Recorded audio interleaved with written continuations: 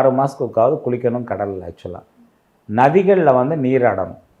இன்றைக்கி கோவில் குளத்தில் போய் குளிக்கிறேன்னு கோவில் குளத்தை அசுத்தப்படுத்துகிறாங்க. அது தவறான விஷயத்தை. தண்ணியை தெளிச்சுக்கலாம். இந்த கடலில் பார்த்திங்கன்னா உங்களுக்கு வந்து நிறைய வந்து நம்ம இப்படி சொன்னால் தான் புரியும்ன்ட்டு அங்கே தேவர்கள் இருக்காங்க, தேவதைகள் இருக்குது. அது ஃபுல்லாக நல்ல ஆசீர்வாதம் பண்ணும். கிணறே பார்த்திங்கன்னா ரொம்ப காலம் யூஸ் பண்ண கிணற மூடக்கூடாது. அதாவது வந்து வீடுகளில் இருக்கக்கூடிய கிணறு ரொம்ப காலம் யூஸ் பண்ணி அந்த வீடு ரொம்ப கஷ்டப்பட்டு பாழடைஞ்சு போயிருந்தால் அந்த கிணத்தை மூடலாம்.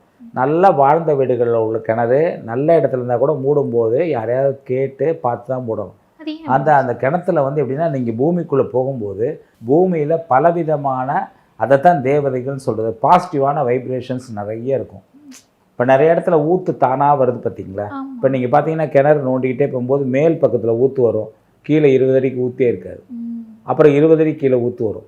அந்த ஒவ்வொரு மண்ணுக்குள்ளே ஒவ்வொரு இடத்துல அதுதான் நம்ம சொல்கிறோம், வாஸ்துவில் கூட மண்ணுக்குள்ளே நிறையா விஷயங்கள் இருக்குன்னு. அது மாதிரி கடற்கரையை பொறுத்தவரையிலும் உங்களுடைய சக்கராஸை கிளீன்ஸ் பண்ணக்கூடிய தன்மை அந்த உப்பு தண்ணிக்கு உண்டு. நீங்கள் வீட்டில் உப்பை கொண்டாந்து ப்ராசஸ் பண்ண உப்பை கொண்டாந்து கலந்து குளித்தாவே திருஷ்டி போகுதுங்கிறோம்.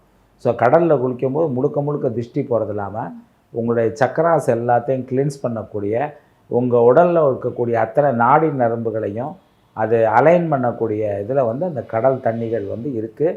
அந்த கடல் தண்ணியோட சக்தி அபரிதமானது ஆக்சுவலாக.